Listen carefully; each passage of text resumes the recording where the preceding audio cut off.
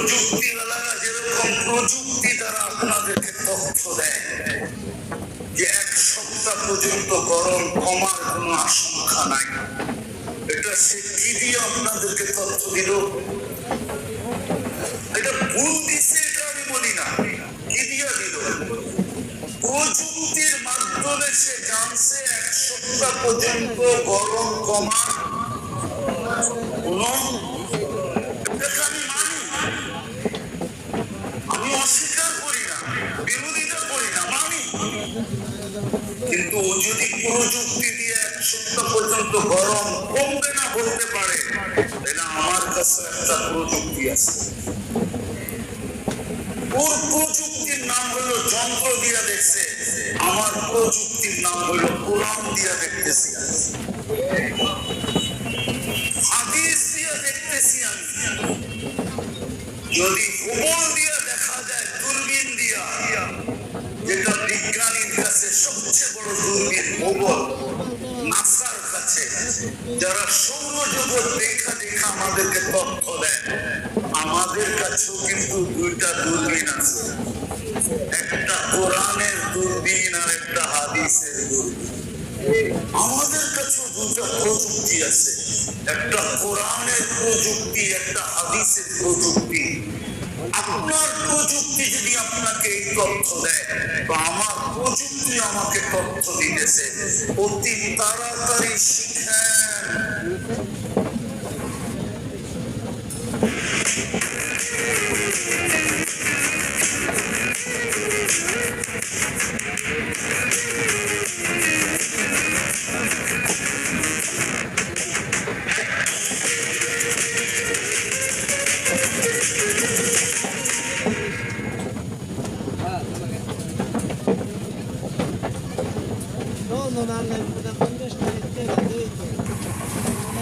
Dubai কোনদিন ভাবে নাই, জন্মলগ্ন থেকে নিয়া দুবাই শুধু শুনছে আর ডোনেট করছে যে অমুক দেশে বন্যা আসছে, অমুক দেশে বন্যা আসছে, আর ডোনেট করছে।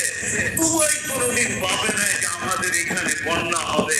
এখনো বন্যার পানিতে দুবাই পানির নিচে, ওমান পাবে না কোনদিন বন্যা হবে। সৌদি আরবের মানুষ ফ্রিজের বরফ দেখছে, কিন্তু আকাশ থেকে পরন্ত বরফ কোনদিন দেখে নাই।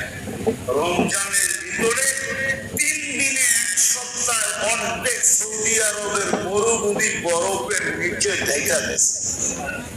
আমাদেরকে আমাদের ভূগোল একটা ইঙ্গিত দেয়, কোরআনের দূরবীন আমাদেরকে বলে, হাদিসের দূরবীন আমাদেরকে বলে, কোরআনের প্রযুক্তি আমাদেরকে বলে, হাদিসের প্রযুক্তি বলে দুনিয়ার শেষের দিকে চলে আসছে। এই জন্যই তোমরা যা না ভাববা ওইটা আমরা হওয়া দেখায় দিব, আমরা ইঙ্গিত দিব, আওয়াজ তো দিব না, কিন্তু ইঙ্গিত দিব যে আমরা উঠাইতে শুরু করছি, এন্ডে চলে আসছি, শেষ সীমান্তের কাছে চলে আসছি। দুনিয়া অতি তাড়াতাড়ি আমরা বুঝায় ফেলবো, অতি তাড়াতাড়ি আমরা বুঝায় দিব, কিয়ামত নিয়ে আসবো, ওই ইঙ্গিত দিতেছেন। এই জন্যই উচিত তো ছিল মেরে দোস্ত, মানবেন কি মানবেন না জানি না।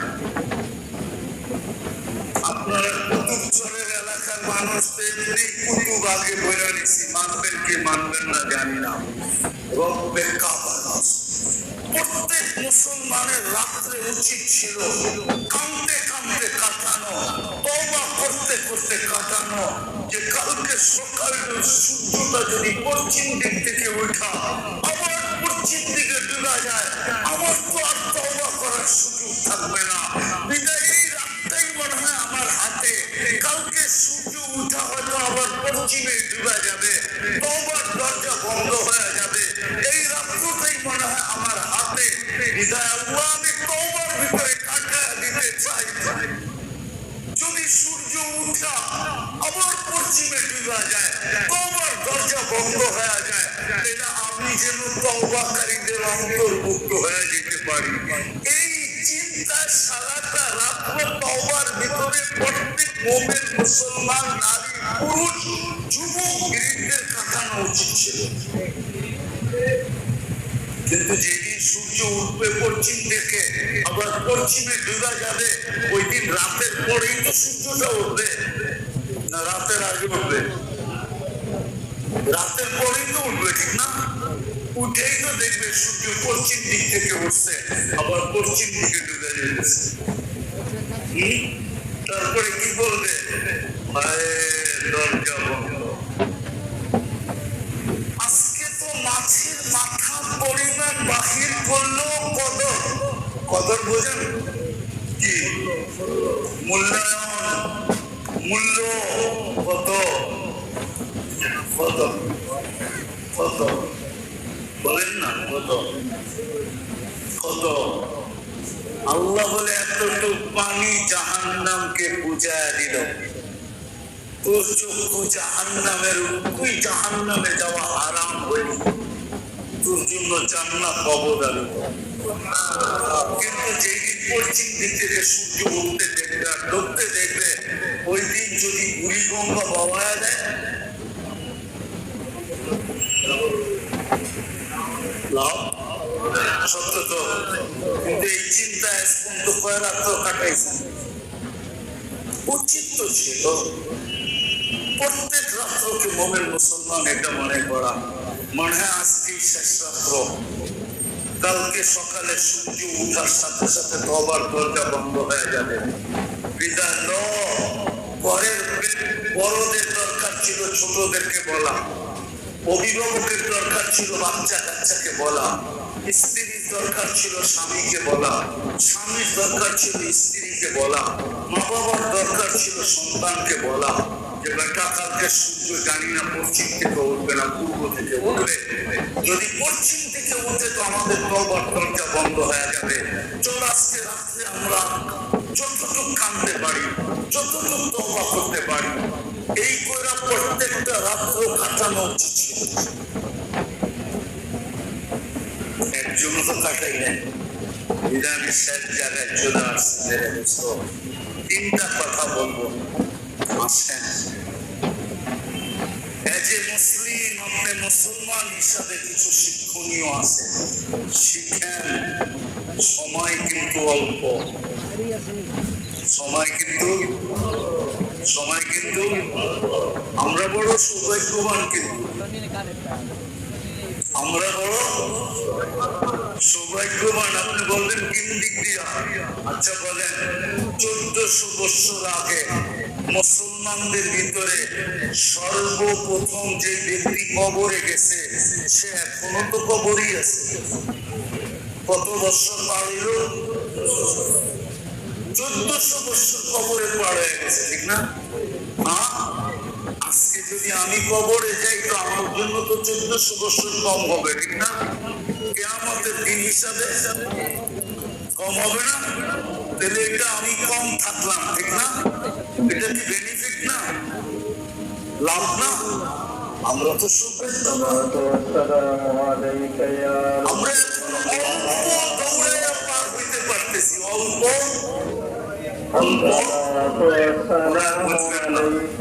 সাহাবায়ে কেরাম 100-তে 100 দৌড়ানোর পরে পার, আর আমাদেরকে বলতেছে যদি একটা করো তাই তাদের ভাগ্য বড়। একদিক দিয়ে আমাদের ভাগ্য বড়, আরেক দিক দিয়ে ওনাদের ভাগ্য বড়, ওনারা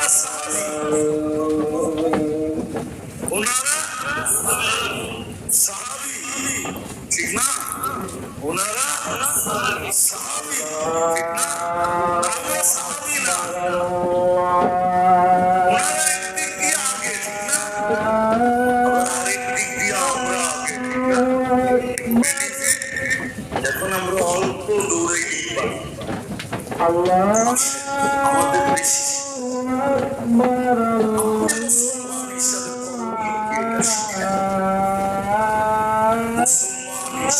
অবস্থা,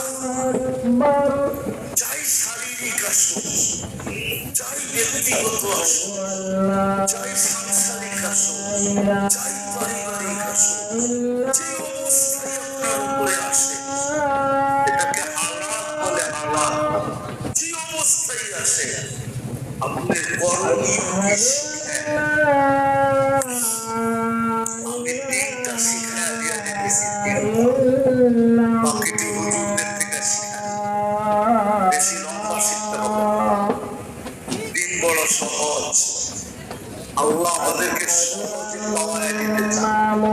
তাইলে কোরআন বলতো না ওয়ালা কাদ ইয়াসসারনাল কুরআন হাল মিন মুত্তাকিন। এটা আমার ভাষায় তর্জমা করলে আল্লাহ বলতে চাইতেছেন কোরআন বড় সহজ। কে আসিস কে আসিস কে আসিস বড় সহজ। এই দিন বড় সহজ। আমি তিনটা শিক্ষা দিয়ে দিয়েছি। একটা হলো মেরে দোস্ত, সর্বহালতে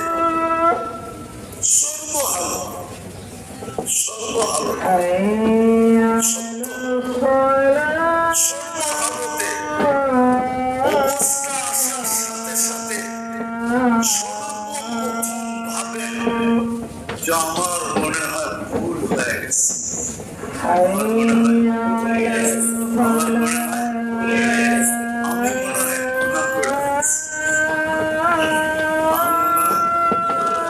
আমি কালকে সারাদিন যতটা বয়ান করছি, তিনটা বয়ান করছি, তিনটা বয়ান এই কাহিনী বলছি, আপনাদেরকে শুনাইতেছি।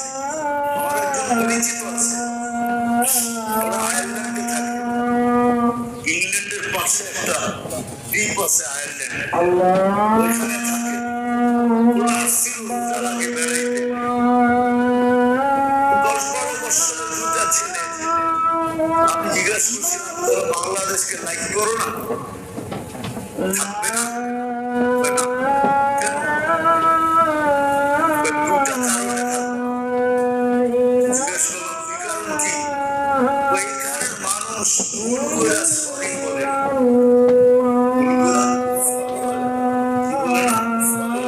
দুঃখিত বলে, ভুল করে দুঃখিত বলে, ভুল নিজে করে, তারপরে কি করে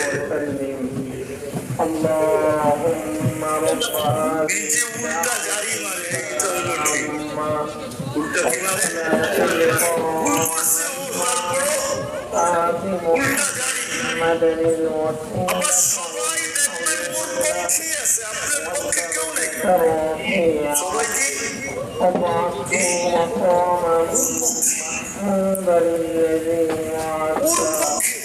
ارزقنا شفاعته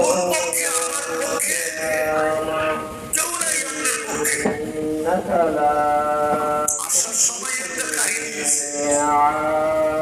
কিন্তু আমি নাইমা দেখছি যে ও যেটা বলছে এটা কোনো মতে কোনো একটা সরকারি লোককে দেখাইলো ইঞ্চি ট্যাপ দিয়া মাইপা বলবে এটা হইতে পারে না, এটা ইম্পসিবল। কেন মাইপা দেখলে, কেন প্রত্যেক জিনিসের একটা মাপ আছে, তো মাইপা দেখলে। কিন্তু উল্টা জারি নিছে, সে ক্ষতিগ্রস্ত হয়েছে। আমি মানি, আমি ওরে খুঁজবো যায়, আমার দিলেও খুব ব্যথা আছে যে না আমার এটা বলা ঠিক হয় না। আমি বড় লজ্জিত আছি, বরং আমার উচিত ছিল, আমার কাছে ওষুধও ছিল, আমি ওষুধও লাগাই দিতে পারতাম সাথে সাথে। আবার উচিত ছিল গরিব মানুষ, আল্লাহ তো আমাকে দিচ্ছে, ডবের থেকে কিছু বাড়ি করে ওর হাতে দিয়েও দেওয়া দরকার ছিল। আমি কিন্তু অনুতপ্ত এখন আপনাদের সামনে বললাম মসজিদে বসে, আমার মনে চায় আমি ওরা খুঁজে বাড়ি করে দিই। আমি আল্লাহর কাছে বড় অনুতপ্ত। কিন্তু বাংলাদেশের মানুষের স্বভাব হইল ভুল করে সরি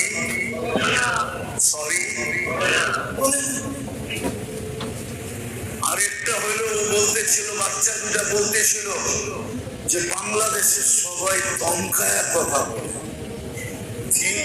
ধমকায় বলে। আমরা যাদের বাসায় আসছি, আমাদের আত্মীয় স্বজন সব আমাদেরকে ধমক দিয়া কথা বলে। কি আপনিও দেখবেন আপনার ছেলের সাথে কেমনই কথা বলেন, ধমকায় না? যা বাজারতে নিয়ে আয়, যা দোকানতে নিয়ে আয়, না এই দেব। এগুলা সব ধমকানির নিদর্শন। আমর, যেটাকে বলে আমর মানে হলো দমক। আমর মানে আমরের মধ্যে দুইটা আছে, তাজিমও আছে, আবার কি আছে, দমকও আছে। হুকুম মানে দমক। তোকে সবাই দমকায় কথা বলে, এই দেশে থাকবো না। ওই কথাটা আমাকে খুব এফেক্ট করছে। আসলেই তো সত্য। আমরা তো ভুল করে সবই বলি না, আরো চাই আমারটাকে রাইট করতে। কি জানি উল্টা ফাফর দেয়, ঠিক না? আমি চাই উল্টা ফাফর দিব। এটা ঠিক ঠিক অবস্থার প্রেক্ষিতে মুসলমানের করা উচিত সর্বপ্রথম যেটা, আল্লাহর কাছে নিজের গুনাহ স্বীকার করা উচিত। আল্লাহ ভুল হয়ে গেছে, আজকে থেকে অভ্যাস করা। যদি একটা কাঁটাও লাগে তো প্রথমে ভাবেন গুনাহ হয়তো হয়ে গেছে। আপনি বলবেন আপনার কাছে কোনো কথায় প্রমাণ আছে, তাহলে আমি হাদিস দিয়ে দিই। এক সাহাবী দেওয়ালে বাড়ি খেয়ে আল্লাহ রাসূলকে জিজ্ঞাসা করছে, ইয়া রাসূলুল্লাহ, দেওয়ালে বাড়ি খেলাম কেন? আল্লাহ রাসূল বলছে, এর আগে কি করছিলিস? তাই আল্লাহ রাসূল ডাইন দিকে দেখতেছিলাম, হঠাৎ বেগানা মহিলার উপরে নজর পড়ে গেছে, তাড়াতাড়ি বৃষ্টি ফিরাইতে গিয়ে দেওয়ালে বাড়ি লেগে গেছে। আল্লাহ রাসূল বলছে, গুনার শাস্তি আল্লাহ দুনিয়াতে দিয়া দিছে, আখিরাতে দিবে না। তাইলে বুঝা গেল অবস্থা গুনার কারণে হইছে। এই জন্য গুনাহকে স্বীকার করা। দ্বিতীয় হইল কাসরতে ইস্তেগফার করা, খুব আল্লাহর কাছে ইস্তেগফার করা, তওবা করা, ইস্তেগফার করা। তৃতীয়, মসজিদের সাথে এই মুহূর্তে সম্পর্ক যত বাড়ানো যায়। অবস্থা যখন আসে মসজিদের সাথে সম্পর্ক বাড়ায় দাও। আর আল্লাহকে বারবার বলতে থাকো, আপনার মানুষই তো আমরা, খামাখা কষ্ট দেন কেন? খামাখা কষ্ট দেন, আপনার মানুষই তো আমরা, আমাদেরকে কষ্ট দেন কেন? আপনার মানুষই তো আমরা। এটার একটা ইঙ্গিত আছে এক হাদিসে। পিঁপড়া আল্লাহর কাছে দোয়া করতেছে, আল্লাহ লিমাযা তুআযযিবুনা বিযুনুবি ইবাদিক। মুসা আলাইহিস সালামের কাহিনী লম্বা, আমি শর্ট করতেছি। মুসা আলাইহিস সালাম শুনে ফেলছে, জিবরিল আলাইহিস সালাম শুনে দিয়েছে, দেখো পিঁপড়া কি বলে। পিঁপড়া বলতেছে, লিমাযা তুআযযিবুনা বিযুনুবি ইবাদিক, বন্দা গুনাহ করে শাস্তি আমাদেরকে দেন। এটা সিস্টেম পাইলেন বই কারে বলতেছে? কি আপনি চিন্তা করছেন কি বলছে? গুনাহ বন্দা করে শাস্তি আমাদেরকে দেন। কেননা যখন খরা হয় তো খাদ্যগুলা রৌদ্রের কারণে শুকায়া কাঠ হয়ে যায়, আর পিঁপড়ার দাঁত নরম, এগুলাকে ভাঙ্গা খাইতে পারে না, ওরা ক্ষুধার্তের শিকার হয়। আর বৃষ্টি যখন হয় তো খাদ্যের ভিতরে পানি ঢুকে, এগুলা নরম হয়ে যায়, নরম দাঁতে খাইতে খুব মজা লাগে। এই জন্য খরা যখন হয় তো পিঁপড়া দোয়া করে, মানুষের কারণে আমাদেরকে শাস্তি দিতেছেন, এই বিধান কোথায় পেয়েছে? এইখানে পিঁপড়া যেন বলতে চাইতেছে, 24 ঘন্টা আপনার গুরু, আপনার তসবিহ পড়ি, আমরা আপনার মানুষ, আমাদের নামে একটা সূরা দিছেন, সূরা নামল, তারপরও আবার আমাদেরকে কষ্ট দেন কেন? কষ্ট যাদেরকে দেওয়ার ওদের বাড়ির মধ্যে আগুন ফলায় দেন, আমাদের রাস্তায় বৃষ্টি দেন। আমরাও মসজিদের সাথে সম্পর্ক আজকে উচিত ছিল, জানি না আমার কথা বুঝবে কি বুঝবে না, সারা বাংলাদেশে উচিত ছিল, সমস্ত আলেম ওলামাদের উচিত ছিল, বরং আমাদের ইসলামিক রাষ্ট্র হিসাবে আমাদের রাষ্ট্রের পক্ষ থেকে উচিত ছিল যে আমরা এই ঘোষণা করি যে চলো আমরা সবাই আল্লাহর কাছে তওবা করি, আল্লাহর কাছে অভিযোগ করি, আল্লাহর কাছে দোয়া করি, আল্লাহর কাছে ফিরি যে আল্লাহ এই অবস্থায় আমরা অভ্যস্ত না। যদি 15 দিন 10 দিন 7 দিন চলতে থাকে তাহলে কত রোগ ব্যাধি বাড়বে। এখন হাসপাতালে জায়গা নাই, আর যদি বাড়ে তাহলে ওরা জায়গা দিবে তো দিবে কোথায়? এখনই তো জায়গা নেই, এখনই তো হাসপাতালে জায়গা নেই। আমি কালকের কথা বলতেছি, প্রাইভেট হাসপাতাল, নাম বলবো না, অথচ আলহামদুলিল্লাহ সুম্মা আলহামদুলিল্লাহ আমাকে বড় ইজ্জত করে বড় সম্মান করে ডাইরেক্টর থেকে নিয়ে এমডি থেকে নিয়ে সবাই আমি পাঠাইছি, বলতেছে হুজুর বেড নাই, সিট নাই, কেবিন নাই, ভিআইপি নাই, কিচ্ছু নাই। আমি বলছি দিতে হবে, বলছে অপেক্ষা করে যা দিছে ভিআইপি কেবিন পরে কোনো মতে হয়তো দিছে, দেখা যাবে ওটা কেবিনও ছিল না, এটা স্টাফ রুম ছিল, কেবিন বেড জায়গা দিয়া দিয়া দিছে, মুক্তি সব পাঠাইছে না দিয়া কই না দিলে কেমন দেখা যায়, বেড টাইলা দিয়া বানায়া দিয়া দিছে, বলছে এখানেই দিলাম কেবিন। কিন্তু এরকম তো সবার জন্য কি, সবার জন্য আমাদের উচিত এখন মসজিদে 3টা কাজ করা, গুনাহকে স্বীকার করা, আল্লাহর কাছে ইস্তেগফার করা, আর মসজিদের সাথে সম্পর্ক